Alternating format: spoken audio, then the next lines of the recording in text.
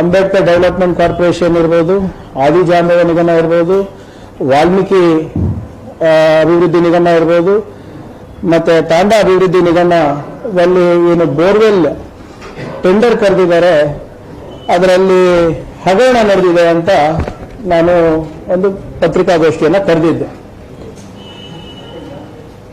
ಈ ಟೆಂಡರ್ನಲ್ಲಿ ಒಟ್ಟು ಕರೆದಂತಹ ಬೋರ್ವೆಲ್ ಸಂಖ್ಯೆಗಳು 14,577. ಇದರ ಒಟ್ಟು ಮೊತ್ತ 431 ಕೋಟಿ, 14,577 borewells at the cost of 431 crores. ನಾನು ಮುಂಚೆ ಕೂಡ ಏನು ಹೇಳಿದ್ದೆ ಅಂದ್ರೆ ಇದರಲ್ಲಿ ಕೆಲವು ಬೋರ್ವೆಲ್ ಕಾಂಟ್ರಾಕ್ಟರ್ಸ್ ಇದೆ, ಯಾರು ಮೈನರ್ ಇರಿಗೇಷನ್ ನಲ್ಲಿ ಮತ್ತು ಇರಿಗೇಷನ್ ಇಲಾಖೆಯಲ್ಲಿ ಕೆಲಸ ಮಾಡ್ತಾ ಇದ್ದಾರೆ, ಅವರಿಗೆ ಅನುಕೂಲ ಮಾಡಲಿಕ್ಕೆ ಇದು ಟೆಂಡರ್ಗಳನ್ನ ಕರೆದಿದ್ದಾರೆ ಅಂತ. ನಾನು ಬಹಳ ಸ್ಪಷ್ಟವಾಗಿ 2 ಆರೋಪಗಳನ್ನ ಮಾಡಿದ್ದೆ. ಈ 441 ಕೋಟಿ ಹಗರಣದಲ್ಲಿ ಕೆಲವು ಕಾಂಟ್ರಾಕ್ಟರ್ಗಳು ನಕಲಿ ಐಟಿ ಮತ್ತು ವರ್ಕ್ ಡನ್ ಸರ್ಟಿಫಿಕೇಟ್ ಅನ್ನ ಅವರು ಸಲ್ಲಿಸಿದ್ದಾರೆ. ಸರ್ಕಾರದ ಮತ್ತು ನಿಗಮಗಳ ವತಿಯಿಂದ ಏನು ಟೆಂಡರ್ ಇವ್ಯಾಲ್ಯೂಯೇಷನ್ ಸಮಿತಿ ಇರುತ್ತೆ, ಅವರು ಕೂಡ ಇದರಲ್ಲಿ ಪಾಲ್ಗೊಂಡು ನೇರವಾಗಿ ಮಂತ್ರಿಗಳಿಂದ ಅನುಮೋದನೆ ಪಡೆದುಬಿಟ್ಟು ಈ ಹಗರಣ ನಡೆದಿದೆ ಅಂತ ಆರೋಪ ಮಾಡಿದ್ರು. ನನ್ನ ಬಹಳ ಒಂದು ಸರಳವಾದಂತಹ ಪ್ರಶ್ನೆ ಏನಿತ್ತು ಅಂದ್ರೆ, ಒಂದೇ ಸರ್ಕಾರದಲ್ಲಿ 2 ಇಲಾಖೆಯಲ್ಲಿ ಒಂದೇ ಕೆಲಸಕ್ಕೆ 2 ಬೇರೆ ಬೇರೆ ರೇಟ್ ಹೆಂಗೆ? ಉದಾಹರಣೆಗೆ ಬ್ಯಾಕ್ವರ್ಡ್ ಡಿಪಾರ್ಟ್ಮೆಂಟ್ ನಲ್ಲಿ, ಹಿಂದುಳಿದ ವರ್ಗದಲ್ಲಿ ಅದೇ ರೀತಿಯಾದಂತಹ ಬೋರ್ವೆಲ್ ಕೊಡಲಿಕ್ಕೆ 84,000 84,000 rupees. ಆದರೆ ಸಮಾಜ ಕಲ್ಯಾಣ ಇಲಾಖೆಯಲ್ಲಿ ಅದೇ ಬೋರ್ವೆಲ್ ಕೊಡಲಿಕ್ಕೆ 1,83,000 ರೂಪಾಯಿ, 1,93 lakhs. ಅದೇ ಬೋರ್ವೆಲ್, ಇದೇ ಸರ್ಕಾರ, ಸೇಮ್ ನೇಚರ್ ಆಫ್ ವರ್ಕ್, ಆದ್ರೂ ಕೂಡ ಇಷ್ಟು ವ್ಯತ್ಯಾಸ ಡಬಲ್ ಯಾಕೆ ಆಗ್ತಾ ಇದೆ ಅಂತ ನಾನು ಕೇಳಿದ್ದೆ. ಇಲ್ಲಿವರೆಗೂ ತಮಗೆ ಸರ್ಕಾರ ಏನೇನು ಮಾಡಿದೆ ಅಂತ ನಾನು ನಿಮಗೆ ಹೇಳ್ತೀನಿ. ಮಾರ್ಚ್ 19ನೇ ತಾರೀಕು ನಾನು ಪ್ರೆಸ್ ಕಾನ್ಫರೆನ್ಸ್ ಕರೆದೆ. ಮಾರ್ಚ್ 30ನೇ ತಾರೀಕು ಸರ್ಕಾರದ ವತಿಯಿಂದ ಕರ್ನಾಟಕ ಸರ್ಕಾರದ ಅಧೀನ ಕಾರ್ಯದರ್ಶಿ ಸಮಾಜ ಕಲ್ಯಾಣ ಇಲಾಖೆಯಿಂದ ಒಂದು ಆದೇಶವನ್ನು ಹೊರಡಿಸ್ತಾರೆ, ಎನ್ಕ್ವೈರಿ ಆಗಬೇಕು ಅಂತ. This is on March 31st.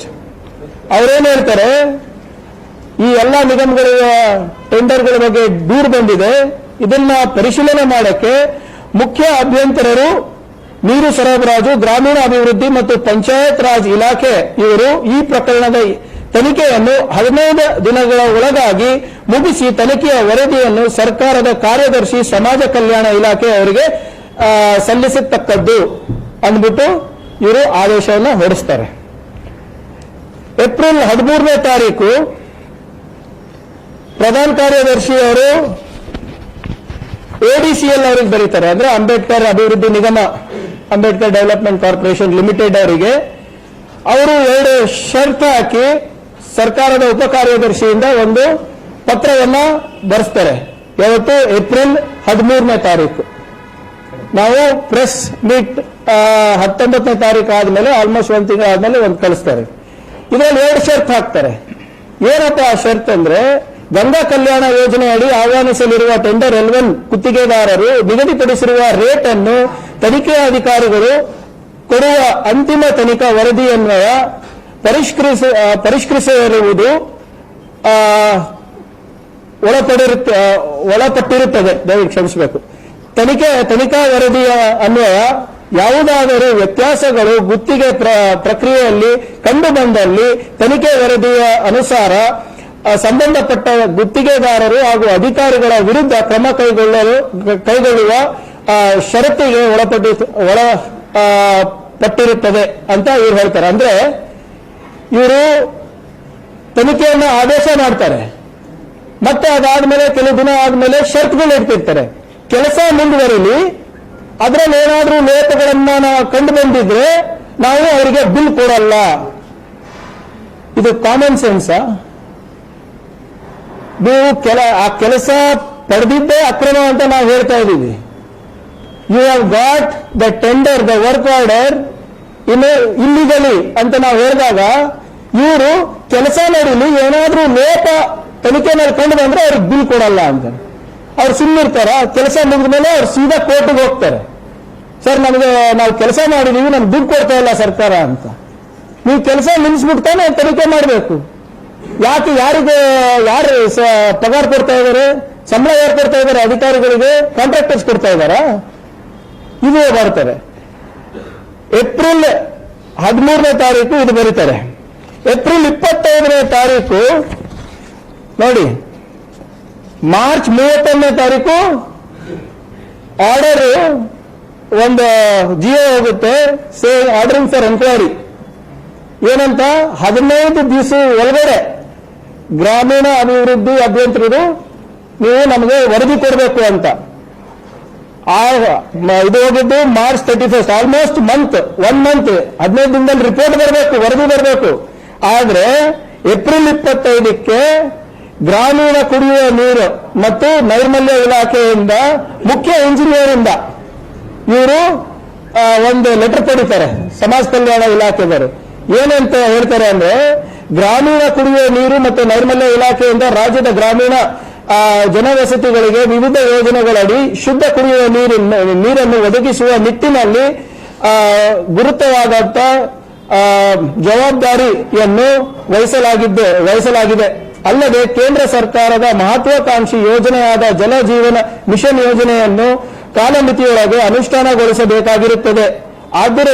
ಆದ್ದರಿಂದ ಮೇಲಿನ ಅಂಶಗಳ ಹಿನ್ನೆಲೆಯಲ್ಲಿ ಸಮಾಜ ಕಲ್ಯಾಣ ಇಲಾಖೆ ವ್ಯಾಪ್ತಿ ನಿಗಮಗಳಲ್ಲಿ 2019, 20 ಹಾಗೂ 2021ನೇ ಸಾಲಿನ ಗಂಗಾ ಕಲ್ಯಾಣ ಯೋಜನೆಯಲ್ಲಿ ದೂರು ಪ್ರಕರಣ ತನಿಖೆಯನ್ನು ಕೈಗೊಳ್ಳಲು ಬೇರೆ ತಾಂತ್ರಿಕ ಅಧಿಕಾರಿಯನ್ನು ನೇಮಿಸಲು ಈ ಮೂಲಕ ಕೋರಿದೆ. ಆಫ್ಟರ್ ನಿಯರ್ಲಿ 1 ಮಂತ್, 15 ದಿನದಲ್ಲಿ ವರದಿ ಬರಬೇಕು. ಆಲ್ಮೋಸ್ಟ್ 1 ಮಂತ್ ಆದ್ಮೇಲೆ ಮುಖ್ಯ ಇಂಜಿನಿಯರ್ ಅವರು ಸಮಾಜ ಕಲ್ಯಾಣ ಇಲಾಖೆ ಏನ್ ಬರೀತಾರೆ, ನಮಗೆ ತನಿಖೆ ಮಾಡ್ಲಿಕ್ಕೆ ಆಗೋದಿಲ್ಲ, ಯಾಕಂದ್ರೆ ನಾವು ಜಲ ಜೀವನ ಮಿಷನ್ ನಲ್ಲಿ ನಾವು ಬ್ಯುಸಿ ಇದ್ದೀವಿ, ನಮಗೆ ತನಿಖೆ ಮಾಡ್ಲಿಕ್ಕೆ ಆಗೋದಿಲ್ಲ ಅಂತ. ಅಷ್ಟರಲ್ಲಿ ಇದ್ರ ಮಧ್ಯದಲ್ಲಿ ಮಾರ್ಚ್ 9ನೇ ತಾರೀಕು ದೂರ ಹೋದ್ಮೇಲೆ ಅಂಬೇಡ್ಕರ್ ಅಭಿವೃದ್ಧಿ ನಿಗಮ ಅವರು ಕಮಿಷನರ್ ಇನ್ಕಮ್ ಟ್ಯಾಕ್ಸಿಗೆ ಒಂದು ಲೆಟರ್ ಬರೀತಾರೆ. ಏನಂತ ಹೇಳ್ತಾರೆ? Confirmation regarding annual turnover certificates issued by chartered accountant of bidders. ನನ್ನ ಆರೋಪ ಏನಿತ್ತು, IT ಸರ್ಟಿಫಿಕೇಟ್ಸ್ನ, ಇನ್ಕಮ್ ಟ್ಯಾಕ್ಸ್ ಸರ್ಟಿಫಿಕೇಟ್ಸ್ನ ಇವರು ನಕಲಿ ದಾಖಲೆ ಕೊಟ್ಟಿದ್ದಾರೆ ಅಂತ. ಅಂಬೇಡ್ಕರ್ ಅಭಿವೃದ್ಧಿ ನಿಗಮದವರು ಇದು ಟೆಂಡರ್ ಇವ್ಯಾಲ್ಯೂಯೇಷನ್ ಸಮಿತಿನಲ್ಲಿ ಮಾಡಬೇಕಾಗಿರುವಂತ ಕೆಲಸವನ್ನ ಇವರು ಟೆಂಡರ್ ಕೊಟ್ಟಾದ್ಮೇಲೆ ವರ್ಕ್ ಸ್ಟಾರ್ಟ್ ಆದ್ಮೇಲೆ ಇವ್ರು ಬರೀತಾರೆ, ಈ 22 ಸರ್ಟಿಫಿಕೇಟ್ಗಳು ಏನ್ ಬಂದಿದೆ ಅಲ್ವಾ, ಇದು ಜೆನ್ಯೂನ್ ಇದೆಯಾ ಇಲ್ವಾ, ಅಸ್ಲಿ ಇದೆಯಾ ನಕಲಿ ಇದೆಯಾ ಅಂದ್ಬಿಟ್ಟು commercial tax commercial commissioner income tax department ಅವ್ರಿಗೆ ಬರೀತಾರೆ. ಇಲ್ಲಿವರೆಗೂ ಕೂಡ ಅದು ಎಲ್ಲಿದೆ, ಅದು ಸರ್ಟಿಫಿಕೇಟ್ ಬಂದಿದೆಯಾ ಇಲ್ಲ ಅಂತ ಮಾಹಿತಿ ಅವರಿಗಿಲ್ಲ. ಆದ್ರೆ ಕೆಲಸ ಇನ್ನ ಕೂಡ ನಡೀತಾ ಇದೆ.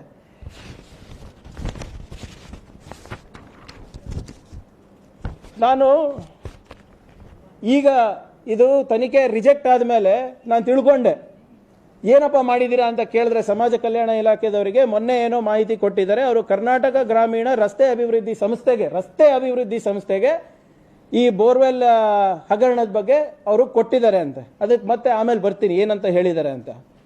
ನನಗೆ ಮೊದಲಿಂದಾನೂ ಅನುಮಾನ ಆಯಿತು, ಈ 40% ಸರ್ಕಾರ ಈ ಪ್ರಕರಣವನ್ನ ಎಲ್ಲಾ ಪ್ರಕರಣ ತರ ಮುಚ್ಚಾಕ್ಲಿಕ್ಕೆ ಪ್ರಾಮಾಣಿಕ ಪ್ರಯತ್ನ ನಡೆಸುತ್ತೆ.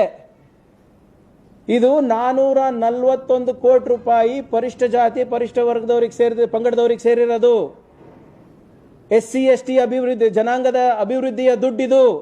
431 ಕೋಟಿ ಇವರು ದಲಿತರ ದುಡ್ಡು, ಟ್ರೈಬಲ್ಸ್ ದುಡ್ಡು ನುಂಗ್ತಾರೆ ಅಂದ್ರೆ ಇವರು ಈ ಸರ್ಕಾರ ಯಾವ ಮಟ್ಟಕ್ಕೆ ಹೋಗಿದೆ ಅಂತ ನೀವು ತಿಳ್ಕೋಬೇಕಾಗಿದೆ. ಇದು ನಿಜವಾಗ್ಲೂ ಸೋಂಕಿತ ಸರ್ಕಾರ. They are infected by corruption to the core. ಇದನ್ನ ನನಗೆ ಗೊತ್ತಿತ್ತು ಇವ್ರು ಹಿಂಗೆ ಮಾಡ್ತಾರಂತ. ಅದಕ್ಕೆ ನಾನು ಅಸೆಂಬ್ಲಿ ನಡಿಬೇಕಾದ್ರೆ ಒಂದು ಪ್ರಶ್ನೆ ಕೇಳಿದೆ ಅವರಿಗೆ, ನಮ್ಮ ಸಮಾಜ ಕಲ್ಯಾಣ ಹಾಗೂ ಹಿಂದುಳಿದ ವರ್ಗದವರಿಗೆ. ಮತ್ತೊಮ್ಮೆ ಇದು ನನ್ನ ದಾಖಲೆ ಅಲ್ಲ, ಸರ್ಕಾರ ನೀಡಿದಂಥ ಉತ್ತರ. ಮತ್ತೆ ಇದು ಮಾಹಿತಿ ಕೊಟ್ಟರೆ ಮತ್ತೆ ನನಗೆ ನೋಟಿಸ್ ಕೊಡ್ತಾರೆ, ಎಲ್ಲಿಂದ ಸಿಕ್ತಪ್ಪ ಬಂದ್ಬಿಡಿ ಅಂತ. ದಿಸ್ ಈಸ್ ಇದು just for clarification of the government. This is unstarred question. ಪ್ರಶ್ನೆ ಸಂಖ್ಯೆ 3202. ಸದಸ್ಯರ ಹೆಸರು ಶ್ರೀ ಪ್ರಿಯಾಂಕ್ ಖರ್ಗೆ. ಉತ್ತರಿಸುವ ದಿನಾಂಕ 16/3/2022. ಉತ್ತರಿಸುವ ಸಚಿವರು ಸಮಾಜ ಕಲ್ಯಾಣ ಹಾಗೂ ಹಿಂದುಳಿದ ವರ್ಗದ ಕಲ್ಯಾಣ ಸಚಿವರು. ನನ್ನ ಪ್ರಶ್ನೆ ಬಹಳ ಸರಳವಾಗಿ ಎರಡೇ ಪ್ರಶ್ನೆ ಕೇಳಿದ್ದೆ. ಮೊದಲನೇ ಪ್ರಶ್ನೆ, ಸಮಾಜ ಕಲ್ಯಾಣ ಇಲಾಖೆಯಡಿ ಬರುವ ನಿಗಮಗಳಲ್ಲಿ 2019-20 ಮತ್ತು 2021ನೇ ಸಾಲಿನ ಗಂಗಾ ಕಲ್ಯಾಣ ಯೋಜನೆ ಅಡಿಯಲ್ಲಿ 30 ಜಿಲ್ಲೆಗಳೆಲ್ಲ ಕರೆದಿರುವ ಟೆಂಡರ್ ಪ್ರಕ್ರಿಯೆ, ಟೆಂಡರ್ ತಾಂತ್ರಿಕ ಬಿಡ್ ಅನ್ನ ಪರಿಶೀಲನಾ ಸಮಿತಿಯ ನಡವಳಿಗಳು. ಟೆಂಡರ್ ಇವ್ಯಾಲ್ಯೂಯೇಷನ್ ಕಮಿಟಿನಲ್ಲಿ ಏನೇನು ನಡೆದಿದೆ, ಯಾವ ಮೆಥಡ್ ಇಂದ ಇವರು ಇವ್ಯಾಲ್ಯೂಯೇಟ್ ಮಾಡಿದ್ದಾರೆ ಅಂತ ನಾನು ಪ್ರೊಸೀಡಿಂಗ್ಸ್ ಅನ್ನ ಕೇಳಿದ್ದೆ. ಮತ್ತೆ ಸದರಿ ಟೆಂಡರ್ ಪ್ರಕ್ರಿಯೆ, ಟೆಂಡರ್ ಆರ್ಥಿಕ ಬಿಡ್ ಅನ್ನ ಪರಿಶೀಲನೆ ಸಮಿತಿಯ ನಡವಳಿಗಳು ನಾ ಕೇಳಿದ್ದೆ. ನಿಮಗೆ ಆಶ್ಚರ್ಯ ಆಗುತ್ತೆ, ಯಾಕಂದ್ರೆ ಈ ಟೆಂಡರ್ ಇವ್ಯಾಲ್ಯೂಯೇಷನ್ ಕಮಿಟಿಯ ಪ್ರೊಸೀಡಿಂಗ್ಸ್ ನೋಡಿದ್ರೆ ಬಹಳ ಸ್ಪಷ್ಟವಾಗಿ ಎದ್ದು ಕಾಣೋದೇನಪ್ಪ ಅಂದ್ರೆ, ಉದ್ದೇಶಪೂರ್ವಕವಾಗಿ ಇವರು ಕೆಲವು ಕಾಂಟ್ರಾಕ್ಟರ್ಸಿಗೆ ಫೇವರ್ ಮಾಡಲಿಕ್ಕೆ ಇವರು ಈ ವರ್ಕ್ ಡನ್ ಸರ್ಟಿಫಿಕೇಟ್ಸ್ನ ಫೇಕ್ ಕೊಟ್ಟಿದ್ದಾರೆ. ಇದರಲ್ಲಿ ಉದಾಹರಣೆಗಳು ಕೊಡ್ತೀನಿ ನೋಡಿ. ಈ ಪ್ರೊಸೀಡಿಂಗ್ನಲ್ಲಿ ಏನು ಕೊಟ್ಟಿದ್ದಾರೆ ಅಂದರೆ, ಯಾವ ಒಬ್ಬರು ಜೈ ಮಾರುತಿ ಬೋರ್ವೆಲ್ಸ್ ಅಂತ ಇದ್ದಾರೆ, ಅಂಬೇಡ್ಕರ್ ಅಭಿವೃದ್ಧಿ ನಿಗಮದ ಪ್ರೊಸೀಡಿಂಗ್ಸ್ ಇದು, ಟೆಂಡರ್ ಇವ್ಯಾಲ್ಯೂಯೇಷನ್ ಕಮಿಟಿ. ಅವರು ಕ್ರೈಟೀರಿಯಾ ಏನಿರಬೇಕು ಅಂದರೆ, ಒಂದೇ ವರ್ಷದಲ್ಲಿ ಅಟ್ಲೀಸ್ಟ್ 240 to 250 200 ಮೇಲೆ ಇವರು ಬೋರ್ವೆಲ್ ಮಾಡಿರಬೇಕು ಒಂದೇ ವರ್ಷದಲ್ಲಿ. ಈ ಜೈ ಮಾರುತಿ ಬೋರ್ವೆಲ್ಸ್ ಅನ್ನು ಅವ್ರು ಏನು ಮಾಡ್ತಾರೆ ಅಂದರೆ, ಅವರು ಅಪ್ಲೋಡ್ ಮಾಡಬೇಕಾದ್ರೆ ಟೆಂಡರ್ ಡಾಕ್ಯುಮೆಂಟು, ಅವರು 239 borewells at the cost of 9.86 crores approximately ನಾವು 2019-20 ಮತ್ತು 2021ನೇ ಸಾಲಿನಲ್ಲಿ ಮಾಡಿದ್ದಾರೆ ಅಂತ ಹೇಳ್ತಾರೆ. 2 yearsನಲ್ಲಿ ಇಷ್ಟು ಮಾಡಿದ್ದಾರೆ ಅಂತ ಹೇಳ್ತಾರೆ. ಇದು ಅವರು ಅಪ್ಲೋಡೆಡ್ ಡಾಕ್ಯುಮೆಂಟ್. ಹಂಗಂದ್ರೆ ಅವರು ಕ್ವಾಲಿಫೈ ಆಗಬಾರ್ದು, ಯಾಕಂದ್ರೆ ವರ್ಕ್ ಕ್ರೈಟೀರಿಯಾ ಪ್ರಕಾರ ಒಂದೇ ವರ್ಷದಲ್ಲಿ ಇಷ್ಟು ಮಾಡಿರ್ಬೇಕು ಅವರು. ಇವರು ಗಾಳಿಗೆ ಹೆಂಗೆ ತೂರ್ತಾರೆ ಅಂದರೆ, ಟೆಂಡರ್ ಡಾಕ್ಯುಮೆಂಟ್ನ ಏನು ಇವರು ಅಪ್ಲೋಡ್ ಮಾಡಿರ್ತಾರೆ, ದೃಢೀಕರಣಕ್ಕೆ ಮೈನರ್ ಇರಿಗೇಷನ್ಗೆ ಕಳಿಸ್ತಾರೆ ವಾಪಸ್ ಚನ್ನರಾಯಪಟ್ಟಣಕ್ಕೆ. ಅಲ್ಲಿ ಅವರು ವಾಪಸ್ ಏನು ಬರೆದು ಕಳಿಸ್ತಾರೆ ಅಂದರೆ, ಇದು 2 ವರ್ಷಕ್ಕೆ ಮಾಡಿದ್ದಲ್ಲ, ಅವರು ಒಂದೇ ವರ್ಷದಲ್ಲಿ ಮಾಡಿರೋದು ಅಂದ್ಬಿಟ್ಟು ಇವ್ರು ವಾಪಸ್ ಕಳಿಸ್ತಾರೆ. ಈಗ ಅಪ್ಲೋಡೆಡ್ ಡಾಕ್ಯುಮೆಂಟ್ ಮೇಲೆ ಇವರು ತಿರಸ್ಕಾರ ಅಥವಾ ಪುರಸ್ಕಾರ ಮಾಡಬೇಕು. ಇವ್ರು ಯಾಕೆ ವಾಪಸ್ ಕಳಿಸ್ತಾ ಇದ್ದಾರೆ? ಆಮೇಲೆ ಅವ್ರು ಕೊಟ್ಟಿರೋ ಇದು ಎರಡೇ ಸಾಲ ಓದ್ಬಿಡ್ತೀನಿ. ಶ್ರೀ ಜಯಣ್ಣ, ಬಿಡ್ದಾರರಾದ ಶ್ರೀ ಜಯಣ್ಣ YN ರವರು 2019-20 ಒಂದೇ ವರ್ಷದಲ್ಲಿ ಸದರಿ ಕಾಮಗಾರಿಗಳನ್ನು ಪೂರ್ಣಗೊಳಿಸಿದ್ದು, ಈ ಹಿಂದೆ ನೀಡಲಾದ ಕಾಮಗಾರಿ ದೃಢೀಕರಣ ಪತ್ರವು ಕಣ್ಣ ತಪ್ಪಿನಿಂದ 2019-20 ಮತ್ತು 2021ನೇ ಸಾಲಿನಲ್ಲಿ ಎಂದು ನೀಡಲಾಗಿತ್ತು. ಆದ್ದರಿಂದ 2019-20ನೇ ಸಾಲಿನ ಒಟ್ಟು 239 ಕೊಳವೆ ಬಾವಿಗಳನ್ನು ಪೂರ್ಣಗೊಳಿಸುತ್ತಾರೆ ಎಂದು ಕಾರ್ಯಪಾಲಕ ಇಂಜಿನಿಯರ್ ಸಣ್ಣ ನೀರಾವರಿ ಇಲಾಖೆ ಹಾಸನ ಜಿಲ್ಲೆಯವರು ದೃಢೀಕರಣ ನೀಡಿರುತ್ತಾರೆ. ಅಪ್ಲೋಡ್ ಆಗಿರೋ ಡಾಕ್ಯುಮೆಂಟ್ ಮತ್ತೆ ಇವರು ಹೋಗಿ ಸರಿಪಡಿಸ್ಕೊಂಡು ಏನಂತ ಬರೆದಿದ್ದಾರೆ, ಕಣ್ಣು ತಪ್ಪಿನಿಂದ ಇವರು ಅಪ್ಲೋಡ್ ಮಾಡಿದಾರಂತೆ ಸರ್. ಅದನ್ನ ಇವರು ಮತ್ತೆ ಹೋಗಿ ರೆಕ್ಟಿಫೈ ಮಾಡಿಬಿಟ್ಟು ಇವರಿಗೆ ಟೆಂಡರ್ ಕೊಟ್ಟಿರೋದು. ಇದು ಸರ್ಕಾರದ ಮಾಹಿತಿ. ಮುಂದುವರ್ತಾ ನೋಡಿ, ಇದು ಇವ್ರದ್ದು the magic of this 40% government. ಈ 40% ಸರ್ಕಾರದ ಜಾದು ನೋಡಿ ಹೇಗಿದೆ ಅಂದರೆ, ಪ್ಯಾಕೇಜ್ 5 ಅಂತ ಕರೀತಾರೆ ರಾಮನಗರಕ್ಕೆ, ಶಕ್ತಿ ಬೋರ್ವೆಲ್ಸ್ ಅಂತ ಇರ್ತಾರೆ. ಕಾಲ್ 1ನಲ್ಲಿ ಅವರು ಯಾರು ಶಕ್ತಿ ಬೋರ್ವೆಲ್ ಅವರು ಪ್ಯಾಕೇಜ್ 5 ಪ್ಯಾಕೇಜ್ 15ಗೆ ಫಸ್ಟ್ ಕಾಲ್ನಲ್ಲಿ ಕ್ವಾಲಿಫೈ ಆಗಲ್ಲ. ಅವ್ರೇನಂತ ಬರೀತಾರೆ ಇದರಲ್ಲಿ, Shakti borewells not satisfies work done criteria for required quantity and amount, ಅಂದ್ರೆ number of borewells and amount. ಇವರು ವರ್ಕ್ ಡನ್ ಇಲ್ಲ, ಕ್ವಾಲಿಫೈ ಆಗೋದಿಲ್ಲ ಅಂತ ಅವ್ರು ಹೇಳ್ತಾರೆ. ಆದರೆ ಒಂದು ತಿಂಗಳ ನಂತರ ಯಾವಾಗ ಸೆಕೆಂಡ್ ಕಾಲ್ ಇರುತ್ತೆ ಅವಾಗ ಇವ್ರು ಕ್ವಾಲಿಫೈ ಆಗ್ತಾರೆ. ಅದು ಹೇಗೆ ಅಂತ ಅವ್ರು ಹೇಳೋದಿಲ್ಲ. ಯಾಕೆ ಎಲಿಜಿಬಲ್ ಇಲ್ಲ ಅಂತ ಹೇಳ್ತಾ ಇದ್ದಾರೆ, ಆದರೆ ಯಾಕೆ ಕ್ವಾಲಿಫೈ ಆಗ್ತಾ ಇದ್ದಾರೆ ಅಂತ ಹೇಳ್ತಾ ಇಲ್ಲ. ಅದೇ ರೀತಿ Lakshmi Venkateshwara borewells package call 1 ನಲ್ಲಿ ಪ್ಯಾಕೇಜ್ 1, ಪ್ಯಾಕೇಜ್ 2 ಅಂಡ್ ಪ್ಯಾಕೇಜ್ 22 ಇವ್ರದಲ್ಲಿ ಏನು ಬರೀತಾರೆ remarks, does not eligible in work done criteria for the required quantities of borewells ಇವ್ರು ಬರ್ದಿರೋದು. ಆದರೆ ಕಾಲ್ 2 ನಲ್ಲಿ ಕ್ವಾಲಿಫೈ ಆಗ್ತಾರೆ, ಒಂದೇ ತಿಂಗಳಲ್ಲಿ ಕ್ವಾಲಿಫೈ ಆಗ್ತಾರೆ. ಅದೇಗೆ? ಮತ್ತೆ ಯಾರು ನಿಮ್ಮ ಬಾಲಾಜಿ ಬೋರ್ವೆಲ್ಸ್ ಅವರು ಕೂಡ not eligible in work done criteria. ಇವರು ಎಲ್ಲರೂ ಕೂಡ ಕಾಲ್ 1 ನಲ್ಲಿ ತಿರಸ್ಕಾರ ಆದವರು ಕಾಲ್ 2 ನಲ್ಲಿ ಹೆಂಗ್ ಕ್ವಾಲಿಫೈ ಆಗ್ತಾರೆ? ಯಾಕಂದ್ರೆ ಮತ್ತೊಮ್ಮೆ ಅವರಿಗೆ ಅಪ್ಲೋಡ್ ಮಾಡೋ ಅವಕಾಶ ಇರೋದಿಲ್ಲ. ಮತ್ತೆ ಈ ವರ್ಕ್ ಡನ್ ಸರ್ಟಿಫಿಕೇಟ್ಸ್ ಹೆಂಗ್ ಬಂತು, ಹೇಗೆ ಸಿಕ್ತು ಅಂತ ಇನ್ನೂ ಕೂಡ ಯಾರಿಗೂ ಗೊತ್ತಿಲ್ಲ. ಇದನ್ನ ನಾವು ಕೇಳ್ತಾ ಇರೋದು, ಹೇಗೆ ಸಿಗ್ತಾ ಇದೆ ಅವರಿಗೆ ವರ್ಕ್ ಡನ್ ಸರ್ಟಿಫಿಕೇಟ್ಸು? ಇದು ನಕಲಿ ವರ್ಕ್ ಡನ್ ಸರ್ಟಿಫಿಕೇಟ್ಸ್ ಅಲ್ವಾ ಇದು? ಕರೋನಾ ಸಂದರ್ಭದಲ್ಲಿ ನೀವು ಎಲ್ಲಿ ಬೋರ್ವೆಲ್ ಕೊರೆಸಿದ್ರಿ, ಹೇಗೆ ಕೊರೆಸಿದ್ರಿ, where is the government order? ಇವ್ರು ವರ್ಕ್ ಡನ್ ಸರ್ಟಿಫಿಕೇಟ್ನ ಫೇಕ್ ಮಾಡ್ತಾ ಇದ್ದಾರೆ ಅಂತ ನಾನು ಹೇಳಿದಾಗ ಅವರು ಇಲ್ಲ ಅಂತ ಇದ್ರೆ ಇದು ದಾಖಲೆಗಳು ಇದೆ ಇವಾಗ. ಈಗ ನಾನು ಈ ವರ್ಕ್ ಡನ್ ಕ್ರೈಟೀರಿಯಾ ಬಗ್ಗೆ ನಾವು ಏನು ಇವರು ಕ್ವಾಲಿಫೈ ಆಗ್ತಾ ಇಲ್ಲ ಅಂತ ನಾವು ಕೇಳಿದಾಗ ಸರ್ಕಾರದ ಹತ್ರ ಯಾವುದೇ ಉತ್ತರ ಇರಲಿಲ್ಲ. ಸಮಾಜ ಕಲ್ಯಾಣ ಸಚಿವರಿಗೆ ನಾನು ಸದನದಲ್ಲಿ ಕೇಳಿದಾಗ ಅವರು ಯಾವುದೇ ಗೋಲ್ಮಾಲ್ ನಡೆದಿಲ್ಲ ಅಂತ ಹೇಳಿದ್ದಾರೆ, ಆದರೆ ತನಿಖೆ ಮಾಡ್ಲಿಕ್ಕೆ ಆದೇಶ ನೀಡಿದ್ದಾರೆ. ನಾನು ಕೇಳ್ತಾ ಇರೋದು, ಇದಕ್ಕೆ ಎಷ್ಟು ಕಮಿಷನ್ ತಗೊಂಡಿದ್ದೀರಾ? ನಿಗಮಕ್ಕೆ ಎಷ್ಟು ಆಫೀಸರ್ಸ್ ಎಷ್ಟು ಕಮಿಷನ್ ತಗೊಂಡಿದ್ದಾರೆ? ಮಂತ್ರಿಗಳಿಗೆ ಎಷ್ಟು ಕೊಟ್ಟಿದ್ದೀರಾ ನೀವು? ಯಾಕಂದ್ರೆ ಇದು ಈ ಥಂಬ್ ರೂಲ್ ನೋಡ್ಬೇಕಂದ್ರೆ ಏನ್ sir, going by thumb rule of 40% government 431 crores ಇದು ಹಗರಣ ಇದ್ರೆ ಇವ್ರು 40% ಅಂದ್ರೆ 173 ಕೋಟಿ ಹಗರಣ ಇದು. ಈ 173 ಕೋಟಿ ರೂಪಾಯಿ ಯಾರ್ಯಾರಿಗೆ ಕಿಕ್ ಬ್ಯಾಕ್ ಹೋಗಿದೆ, ಎಲ್ಲೋಗಿದೆ, ಅಧಿಕಾರಿಗಳು ಎಷ್ಟು ತಗೊಂಡಿದ್ದಾರೆ, ನೀವೆಷ್ಟು ತಗೊಂಡಿದ್ದೀರಾ ಅಂತ ನಮ್ಗೆ ಗೊತ್ತಾಗ್ಬೇಕಲ್ವಾ? ಇದು ನಿಮ್ ದುಡ್ಡ? ಇದು SCP TSP ಆಕ್ಟ್ ಪ್ರಕಾರ ಇವತ್ತು 24.1% ಏನು ಅನುದಾನ ಬರಬೇಕು ಇದಕ್ಕೆ, ಅವರ ಏನು ಮುಖ್ಯ ವಾಹಿನಿಗೆ ಬರಬೇಕು ಅವರಿಗೆ ಅಂದ್ಬಿಟ್ಟು ಖರ್ಚು ಮಾಡಬೇಕಾಗಿರುವಂತಹ ಹಣದಲ್ಲಿ ಇವತ್ತು ಲೂಟಿ ನಡೆಸಿದ್ದೀರಾ ಇವತ್ತು. ಇದು ಯಾಕೆ ಹೇಳ್ತಾ ಇದ್ದೀನಿ ಅಂದ್ರೆ, ಇದು ವರ್ಕ್ ಡನ್ ಬಗ್ಗೆ ಹೇಳಿದ್ರೆ IT ಸರ್ಟಿಫಿಕೇಟ್ನ ಯಾವ ರೀತಿ ಫೇಕ್ ಮಾಡಿದ್ದಾರೆ ಅಂದ್ಬಿಟ್ಟು ಇಲ್ಲಿ ಮಾಹಿತಿ ಇವತ್ತು, ಯಾಕಂದ್ರೆ ಮಾರ್ಚ್ ಆದ್ಮೇಲೆ ಇವರೆಲ್ಲರೂ ಕೊಡಬೇಕು ದಾಖಲೆಗಳು ಇನ್ಕಮ್ ಟ್ಯಾಕ್ಸ್. ಇದಕ್ಕೆ ಶ್ರೀ ಮಾರುತಿ ಬೋರ್ವೆಲ್ ಅಂದ್ಬಿಟ್ಟು ಇವ್ರಿಗೆ ಸಿಕ್ಕಿರೋದು 405 ಬೋರ್ವೆಲ್. ಟೆಂಡರ್ ಅಂದಾಜು ಅವರಿಗೆ ಸಿಕ್ಕಿರೋದು ಕ್ಲೋಸ್ ಟು ಅರೌಂಡ್ 1078 ಲಕ್ಷ ರೂಪಾಯಿ. 2018-19ನಲ್ಲಿ ಇದೇ ಇಲಾಖೆನಲ್ಲಿ ಬೇರೆ ಟೆಂಡರಿಗೆ ಅವರು IT ರಿಟರ್ನ್ ಸಬ್ಮಿಟ್ ಮಾಡಬೇಕಾದ್ರೆ ಎಷ್ಟು ಸಬ್ಮಿಟ್ ಮಾಡ್ತಾರೆ? ಅಂದಾಜು 1.54 ಕ್ರೋರ್ ಸಬ್ಮಿಟ್ ಮಾಡ್ತಾರೆ. ಇದೇ ಇಲಾಖೆ ಅಡಿನಲ್ಲಿ ಬೇರೆ ಟೆಂಡರಿಗೆ 18-19ನಲ್ಲಿ 1.54 ಕ್ರೋರ್ಸ್ಗೆ ಅವರು ಇದು ಸಲ್ಲಿಸ್ತಾರೆ, IT ರಿಟರ್ನ್ ಸಲ್ಲಿಸ್ತಾರೆ. ಈ ಟರ್ನ್ಕಿ ಪ್ರಾಜೆಕ್ಟಿಗೆ 19-20ಗೆ ಅದೇ 18-19 11 ಕೋಟಿ 73 ಲಕ್ಷ ಆಗುತ್ತೆ. 11.73 ಕ್ರೋರ್ಸ್, 10 ಕೋಟಿ ಜಾಸ್ತಿ ಆಗಿಬಿಡುತ್ತೆ. ಇದೆಂತ ಮಾಯ ಇವ್ರೆ?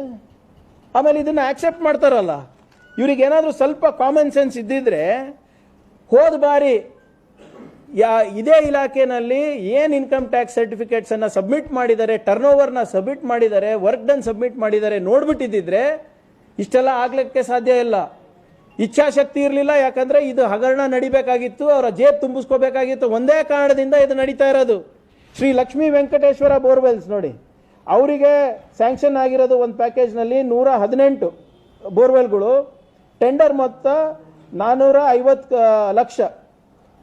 18-19ನೇ ಸಾಲಿನ ಟೆಂಡರ್ನಲ್ಲಿ ಸಲ್ಲಿಸಿರುವ ದಾಖಲೆಯ ವಿವರಗಳನ್ನು ನಾವು ನೋಡಿದ್ರೆ 17-18-18-19ನಲ್ಲಿ ಒಂದು ಕಡೆ 1 ಕೋಟಿ 5 ಲಕ್ಷ, ಇನ್ನೊಂದು ಕಡೆ 3 ಕೋಟಿ 47 ಲಕ್ಷ. ಆದರೆ ಈ ಒಂದು 441 ಕೋಟಿ 1 ಕೋಟಿ ರೂಪಾಯಿ ಟೆಂಡರಿಗೆ 8.5 ಕೋಟಿ ರೂಪಾಯಿ 8 ಕೋಟಿ 34 ಲಕ್ಷ ಮತ್ತೆ 6 ಕೋಟಿ 29 ಲಕ್ಷ ಅಂದರೆ almost close to around 10 crores ಜಾಸ್ತಿ ಮಾಡ್ಕೊಂಡಿದ್ದಾರೆ 2 ವರ್ಷಕ್ಕೆ. ಹೇಗೆ ಸಾಧ್ಯ ಇದು? ಇದ್ರ ಬಗ್ಗೆನೇ ADCL ಅವರು ಕಮಿಷನರ್ ಇನ್ಕಮ್ ಟ್ಯಾಕ್ಸಿಗೆ ಬರೆದಿರೋದು. ಇದು ಯಾವುದು ರೈತ ಬಂಧು ಬೋರ್ವೆಲ್ಸ್ ಅಂದ್ಬಿಟ್ಟು ಅವ್ರಿಗೆ ಸಿಕ್ಕಿರೋದು 47 ಬೋರ್ವೆಲ್ಲು 132 ಲಕ್ಷ ಅಂದಾಜು. ಅವರು ಇದು ಮಜಾ ನೋಡಿ, ಇಲ್ಲಿ ಅವರು 2018-19 ತೋರಿಸಿದ್ದು ಸುಮಾರು 5 ಕೋಟಿ ರೂಪಾಯಿ ಹಣ, 4.93 ತೋರಿಸಿದ್ದಾರೆ. 1920 ಈ ಪ್ರಾಜೆಕ್ಟ್ ಬರೀ 47 ಕ್ವಾಲಿಫೈ ಆಗಬೇಕಂದ್ರೆ 2 ಕೋಟಿ ಸಾಕು ಅಂದ್ಬಿಟ್ಟು ದೇ ಹ್ಯಾವ್ ಶೋನ್ 1.92 ಇಲ್ಲಿ ಕಮ್ಮಿ ಮಾಡಿಸಿದ್ದಾರೆ. How is that possible? ಹೋದ ವರ್ಷ ಇನ್ಕಮ್ ಟ್ಯಾಕ್ಸಿಗೆ ಕಮ್ಮಿ ಆಗಿದೆ ಅಂತ ಇವ್ರು ಹೇಳ್ತಾ ಇದ್ದಾರೆ. ಮತ್ತೆ NC ಚೆನ್ನಕೇಶ್ವರ್ ಅವರಿಗೆ 493 ಬೋರ್ವೆಲ್ ಸ್ಯಾಂಕ್ಷನ್ ಆಗಿದೆ 3 ನಿಗಮದಿಂದ, ಕ್ಲೋಸ್ ಟು 1745 lakhs. ಇವರು 2018-19 ಸಾಲಿನಲ್ಲಿ ಟೆಂಡರ್ನಲ್ಲಿ ಸಲ್ಲಿಸುವ ದಾಖಲೆ ಪ್ರಕಾರ ಕ್ಲೋಸ್ ಟು ಅರೌಂಡ್ 9.96 crores ಈ ಸರಿ 10.16 ತೋರಿಸಿದ್ದಾರೆ ಒಂದು ಕಡೆ, ಇನ್ನೊಂದು ಕಡೆ 10.3 crores ಇರೋದನ್ನ 16.28 crores ತೋರಿಸಿದ್ದಾರೆ ಅಂದಾಜು. ಹೇಗೆ ಸಾಧ್ಯ? ಇದೆಂತ ಇದು ಮ್ಯಾಚ್ ಇರ್ಬೋದು ಇದು 40%ಗಿಂತ ಮೀರುವಂಥ ಮ್ಯಾಚ್ ಇದು. ವೀರಭದ್ರಪ್ಪ ಅಂತ ಬೋರ್ವೆಲ್ಸ್ ಇದೆ, ಅವರಿಗೆ 1736 ಕೊಳವೆ ಬಾವಿಗಳು ಸ್ಯಾಂಕ್ಷನ್ ಆಗ್ತದೆ. ಟೆಂಡರ್ ಮೊತ್ತ 4752 ಲಕ್ಷ. ಅವ್ರೇನು ಮಾಡ್ತಾರೆ, ಅವರು ಕ್ವಾಲಿಫೈ ಆಗದೆ 14 ಕೋಟಿ ರೂಪಾಯಿ ಕೆಲಸಕ್ಕೆ, ಆದರೆ ಅವ್ರಿಗೆ 13 ಕೋಟಿ ರೂಪಾಯಿಗೆ ಕ್ವಾಲಿಫೈ ಆಗ್ತಾರೆ. ಅವ್ರ ಬಿಡ್ ಕೆಪಾಸಿಟಿ ಇರೋದೇ 13 crores, ಆದರೆ ಅವರಿಗೆ 47 ಕೋಟಿ ರೂಪಾಯಿ ಕೆಲಸ ಸಿಗ್ತಾ ಇದೆ. ಹೇಗೆ?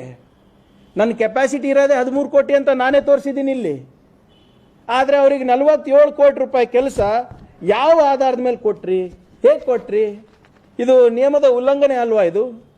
ಮತ್ತೆ ಇನ್ನೊಬ್ರು ಯಾರು ಬಾಲಾಜಿ ಬೋರ್ವೆಲ್ಸ್, ಅವ್ರ ಬಿಡ್ ಕೆಪಾಸಿಟಿನೂ 14 ಕೋಟಿ, ಅವ್ರಿಗೆ ಕೊಟ್ಟಿರೋದು 900 ಬೋರ್ವೆಲ್ಸ್ ಕೊಟ್ಟಿದ್ದಾರೆ. ಅದ್ರ cost 24 crores. A person who does not qualify for more than 14 crores work, how are you giving him more than additional 10 crores? ಇದು 24 ಕೋಟಿ ರೂಪಾಯಿ ಕೊಟ್ಟಿದ್ದಾರೆ. ಎಷ್ಟು ಕಿಕ್ ಬ್ಯಾಕ್ ಹೋಗಿರ್ಬೋದು ಇದಕ್ಕೆ? ಅದೇ ರೀತಿ ಮಾರುತಿ ರಾಕ್ ಡ್ರಿಲ್ಲರ್ಸ್, ಇವ್ರ ಬಿಡ್ ಕೆಪಾಸಿಟಿ ಇರೋದು 21 ಕೋಟಿ ರೂಪಾಯಿ ಅಷ್ಟೇ, ಆದರೆ ಇವ್ರಿಗೆ ಸಿಕ್ಕಿರೋದು 55 ಕೋಟಿ ರೂಪಾಯಿ ಕೆಲಸ ಇವರಿಗೆ. ಈ ನಂದು ವೆರಿ ಸಿಂಪಲ್ ಕ್ವೆಶ್ಚನ್, ನಮ್ಮದು ಇದೇ ಇಲಾಖೆನಲ್ಲಿ ಬೇರೆ ಕೆಲಸಕ್ಕೆ ಇವರು ಟೆಂಡರ್ ಡಾಕ್ಯುಮೆಂಟನ್ನು ಸಬ್ಮಿಟ್ ಮಾಡಿದಾಗ ಯಾಕೆ ಪರಿಶೀಲನೆ ಆಗಿಲ್ಲ? ಟೆಂಡರ್ ಇವ್ಯಾಲ್ಯೂಯೇಷನ್ ಕಮಿಟಿ ಏನು ಕತ್ತೆ ಕಾಯ್ತಾ ಇದ್ರ? ಅಧಿಕಾರಿಗಳು ಕತ್ತೆ ಕಾಯ್ತಾ ಇದ್ರ? ಇದಕ್ಕೆ ಅನುಮೋದನೆ ಪಡಿಬೇಕಾದ್ರೆ ಮಂತ್ರಿಗಳು ಏನು ಕಣ್ಣು ಮುಚ್ಕೊಂಡು ಸೈನ್ ಮಾಡಿದ್ರ? ಏನು 40% ತಗೊಂಡು ಸೈನ್ ಮಾಡಿದ್ರ? ಅದು ಉತ್ತರ ಬೇಕಲ್ವಾ ನಮಗೆ? ಈಗ ನಾನು ಕೇಳ್ತಾ ಇದು ಫೇಕ್ ಸರ್ಟಿಫಿಕೇಟ್ಸ್ ಬಗ್ಗೆ ಆಯ್ತಲ್ಲ, ಈಗ ನಾನು ಕೇಳ್ತಾ ಇರೋದು ಬಹಳ ಒಂದು ಸರಳವಾದಂಥ ಪ್ರಶ್ನೆ ಇದೆ. ಇವರಿಗೆ ಇನ್ನೂ ಒಂದು ಏನು ಮಾಡಿದ್ದಾರೆ ಅಂದರೆ, ಈ ಥರ್ಡ್ ಪಾರ್ಟಿ ಇನ್ಸ್ಪೆಕ್ಷನ್ಸ್ ಅಂತ ಇರುತ್ತೆ ಬೋರ್ವೆಲ್ಲಿಗೆ ಏನು ಮಾಡ್ತಾರೆ ಸರ್, ಅದು ಯಾಕಂದರೆ ಒಂದು ಪ್ರೀ ಇನ್ಸ್ಪೆಕ್ಷನ್ ನಡಿಬೇಕು. ಯಾಕಂದರೆ ಅದು ಬೋರ್ವೆಲ್ ಪೈಪ್ ಏನು ಹಾಕ್ತಾರೆ ಅದು ಸರಿಯಾಗಿ ಗುಣಮಟ್ಟವಾದ ಹಾಕ್ತಾರಾ ಇಲ್ಲ, ಪ್ರೀಕಾಸ್ಟ್ ಇದು ಮಾಡ್ತಾರಾ ಇಲ್ಲ ಅಂದ್ಬಿಟ್ಟು ನೋಡ್ಬಿಟ್ಟು ಒಂದು ಥರ್ಡ್ ಪಾರ್ಟಿ ಇನ್ಸ್ಪೆಕ್ಷನ್ನ ನೇಮಕ ಮಾಡ್ತಾರೆ. ಇಲ್ಲಿವರೆಗೂ ಆ ಥರ್ಡ್ ಪಾರ್ಟಿ ಇನ್ಸ್ಪೆಕ್ಷನ್ ಏಜೆನ್ಸಿನೇ ನೇಮಕ ಆಗಿಲ್ಲ. ಅವರು ಕರೆದಿರೋ ಅವ್ರದ್ದು ಏನು ಇದಕ್ಕೆ ಟೆಂಡರ್ ಕರೆದಿರೋದು 29/04/2022, ಕೊನೆಯ ದಿನ 11/05/2022. ವೆನ್ ಥರ್ಡ್ ಪಾರ್ಟಿನೇ ನಾಮಿನೇಷನ್ ಆಗಿಲ್ಲ, ಇವ್ರು ಕೆಲಸ ಪ್ರಾರಂಭ ಮಾಡಿಬಿಟ್ಟಿದ್ದಾರೆ. ಆಗಲೇ 14,000ದಲ್ಲಿ 3,000 4,000 ಬೋರ್ವೆಲ್ ಕೊರ್ದು ಬಿಟ್ಟಿದ್ದಾರೆ. ಇವರು ಪ್ರೀ ಇನ್ಸ್ಪೆಕ್ಷನ್ ಮಾಡಬೇಕು, ಅದಾದ್ಮೇಲೆ ಕೊರ್ದ ಮೇಲೆ ಪೋಸ್ಟ್ ಇನ್ಸ್ಪೆಕ್ಷನ್ ಮಾಡಬೇಕು third party. Without third party how did you start drilling? ಇದು ಔಟ್ರೈಟ್ಲಿ ಕರಪ್ಷನ್. ಇದು ನೀವು ಥರ್ಡ್ ಪಾರ್ಟಿನೇ ಇವ್ಯಾಲ್ಯೂಯೇಷನ್ ಅಥಾರಿಟಿನೇ ಇಲ್ಲ ನಿಮಗೆ. ನೀವು ಇನ್ನೂ ಅದು ಯಾರಂತಾನೆ ನೀವು ನೇಮಕ ಮಾಡಿಲ್ಲ, ಟೆಂಡರ್ ಪ್ರಕ್ರಿಯೆನೇ ಮುಗ್ದಿಲ್ಲ. ನೀವು ಆಗಲೇ ಇದನ್ನ ಪ್ರಾರಂಭ ಮಾಡಿದ್ದೀರಾ ಅಂದರೆ ಈಗಾಗಲೇ ನೀವು ದುಡ್ಡು ತೊಗೊಂಡಿದ್ದೀರಾ, ಅದು ಜಲ್ದಿ ಮುಗಿದ್ಬಿಟ್ರೆ ಕೋರ್ಟ್ ಆದೇಶದಿಂದ ನಾವು ಮಾಡ್ಕೊಂಡು ಮುಂದುವರಿಬಹುದು ಅಂದ್ಬಿಟ್ಟು ಮುಚ್ಚಾಕ್ಲಿಕ್ಕೆ ಇದು ಪ್ರಯತ್ನ ಮಾಡ್ತಾ ಇರೋದು ನೀವು. ವಾಟ್ ಇಸ್ ದ ರೀಸನ್ ನೀವು ಹೇಳಿ? ಈ ಕೊನೆಯದಾಗಿ ನಾನು ಯಾಕಿದು ಪ್ರಕರಣವನ್ನು ಮುಚ್ಚಾಕ್ಲಿಕ್ಕೆ ಪ್ರಯತ್ನ ಮಾಡ್ತಾ ಇದ್ದಾರೆ, ತಮ್ಮ ನೆನಪಿದ್ರೆ ನಾನು ಮುಂಚಿತವಾಗಿ ಹೇಳಿದೆ, ಇವರು ಮುಖ್ಯ ಇಂಜಿನಿಯರು ರೂರಲ್ ವಾಟರ್ ಸಪ್ಲೈಗೆ ಕೊಡ್ತಾರೆ ಫಸ್ಟು. ಅವರು ನಮಗೆ ಮಾಡೋಕ್ಕಾಗಲ್ಲ, ಜಲ್ ಜೀವನ್ ಮಿಷನ್ನಲ್ಲಿ ಬಿಜಿ ಇದ್ದೀವಿ ಅಂತ ಮಾಡ್ತಾರೆ. ಅವಾಗೇನು ಮಾಡ್ತಾರೆ, ಗ್ರಾಮೀಣ ಅಭಿವೃದ್ಧಿ ಮತ್ತು ಪಂಚಾಯತ್ ರಾಜ್ ಇಲಾಖೆಗೆ ಕೊಡ್ತಾರೆ. ರಸ್ತೆ ಅಭಿವೃದ್ಧಿ, ದಯವಿಟ್ಟು ಕ್ಷಮಿಸಬೇಕು, ಗ್ರಾಮೀಣ ಅಭಿವೃದ್ಧಿ ಇಲ್ಲ, ರಸ್ತೆ ಅಭಿವೃದ್ಧಿ, ರೋಡ್ ಡೆವಲಪ್ಮೆಂಟ್ ಕಾರ್ಪೊರೇಷನ್ಗೆ ಇವರು ಬೋರ್ವೆಲ್ದು ತನಿಖೆ ಮಾಡೋ ಹಗರಣದ್ದು ಕೊಡ್ತಾರೆ. ಅವರು ನಿನ್ನೆ ಒಂದು ಲೆಟರ್ ಇಶ್ಯೂ ಮಾಡ್ತಾರೆ. ಯಾರಿಗೆ? ಸರ್ಕಾರದ ಕಾರ್ಯದರ್ಶಿ ಅವರು, ಸಮಾಜ ಕಲ್ಯಾಣ ಇಲಾಖೆ, ಕರ್ನಾಟಕ ಸರ್ಕಾರ. ಏನಂತ ಹೇಳ್ತಾರೆ ಅಂದರೆ, ಅದರಲ್ಲಿ ದಿನಾಂಕ 12/5/2022 ಮಾನ್ಯ ಸಮಾಜ ಕಲ್ಯಾಣ ಇಲಾಖೆಯ ಸಚಿವರ ಅಧ್ಯಕ್ಷತೆಯಲ್ಲಿ ನಡೆದ ಸಭೆಯಲ್ಲಿ ಉಲ್ಲೇಖಿತ ಒಂದರಲ್ಲಿ ಕೋರಿದ ತನಿಖಾ ವರದಿಯ ವಿವರಗಳನ್ನು ಮಂಡಿಸಲಾಗಿತ್ತು. ಈ ಸಂದರ್ಭದಲ್ಲಿ ಮಾನ್ಯ ಸಚಿವರು ಸದರಿ ಕಾಮಗಾರಿಗಳ ಎಲ್ಲಾ ಪ್ಯಾಕೇಜ್ಗಳನ್ನು ಮತ್ತೊಮ್ಮೆ ಕುಲಂಕುಷವಾಗಿ ಪರಿಶೀಲಿಸಿ ಅರ್ಹತೆ ಹಾಗೂ ದರಗಳ ಬಗ್ಗೆ ತನಿಖೆಯನ್ನು ಮುಂದುವರಿಸಿ ವರದಿಯನ್ನು ನೀಡಲು ಸೂಚಿಸಿರುತ್ತಾರೆ. ಅದರನುಸಾರ ಎಲ್ಲ ಸಂಬಂಧಿತ ನಿಗಮಗಳ ವ್ಯವಸ್ಥಾಪಕ ನಿರ್ದೇಶಕಗಳಿಗೆ ಎಲ್ಲ ಟೆಂಡರ್ಗಳಿಗೆ ಸಂಬಂಧಿಸಿದ ದಾಖಲೆಗಳನ್ನು ಕೂಡಲೇ ಒದಗಿಸಲು ತಿಳಿಸಲಾಗಿತ್ತು. ಅಲ್ಲದೆ ಅಗತ್ಯ ವಿವರಗಳನ್ನು ಒದಗಿಸುವಂತೆ ಉಲ್ಲೇಖ 7ರಲ್ಲಿ ಪತ್ರ ಬರೆದು ದಿನಾಂಕ 16/5/2022 ಒಳಗೆ ಸಲ್ಲಿಸಲು ಸೂಚಿಸಲಾಗಿತ್ತು. ಆದರೆ ಇದುವರೆಗೆ ನಿಗಮಗಳಿಂದ ಈ ಕುರಿತಂತೆ ಧನಾತ್ಮಕ ಸ್ಪಂದನೆ, ಪ್ರತಿಕ್ರಿಯೆ ದೊರೆತಿರುವುದಿಲ್ಲ. ಮೇಲೆ ವಿವರಿಸಿದ ಅಂಶಗಳ ಹಿನ್ನೆಲೆಯಲ್ಲಿ ಸಮಗ್ರ ರೂಪದ ತನಿಖಾ ವರದಿಯನ್ನು ಸಲ್ಲಿಸುವುದು ವಿಳಂಬವಾಗಲಿದೆ ಎಂದು ಅಂಶವನ್ನು ಅವಗಾಹನೆಗೆ ಸಲ್ಲಿಸಿದೆ. ಸಿಗ್ನೇಚರ್ ಮಾಡಿರೋದು ಪ್ರಧಾನ ಇಂಜಿನಿಯರ್, ಮುಖ್ಯ ಕಾರ್ಯಾಚರಣೆ ಅಧಿಕಾರಿಗಳು. ಅಂದರೆ ಅವ್ರು ಲೆಟರ್ ಬರೆದಿದ್ದಾರೆ, ನಾವು ಮಾಹಿತಿ ಕೇಳ್ತಾ ಇದ್ದಾರೆ, ನಿಮ್ಮ ADCLದವ್ರು ಇರ್ಬೋದು, ಇಲಾಖೆದವರು ನಮ್ಗೆ ಯಾವುದೇ ಡಾಕ್ಯುಮೆಂಟ್ಸ್ ಕೊಡ್ತಾ ಇಲ್ಲ, ಅದಕ್ಕೆ ಇದು ವಿಳಂಬ ಆದರೆ ನನ್ನ ಹೊಣೆಗಾರಿಕೆ ಅಲ್ಲ. ಯಾಕೆ ಕೊಡ್ತಾ ಇಲ್ಲ ಡಾಕ್ಯುಮೆಂಟ್ಸು? ಏನು ಪಾಕಿಸ್ತಾನಿಂದ ತರಬೇಕಾಗಿದೆಯಾ? ಸಿಸ್ಟರ್ ಡಿಪಾರ್ಟ್ಮೆಂಟ್ಸ್ ಅಲ್ವಾ? ಎಲ್ಲ ಒಂದೇ ಸರ್ಕಾರ ನಡೆಸ್ತಾ ಇದ್ದೀರಲ್ಲ. ಒಬ್ಬ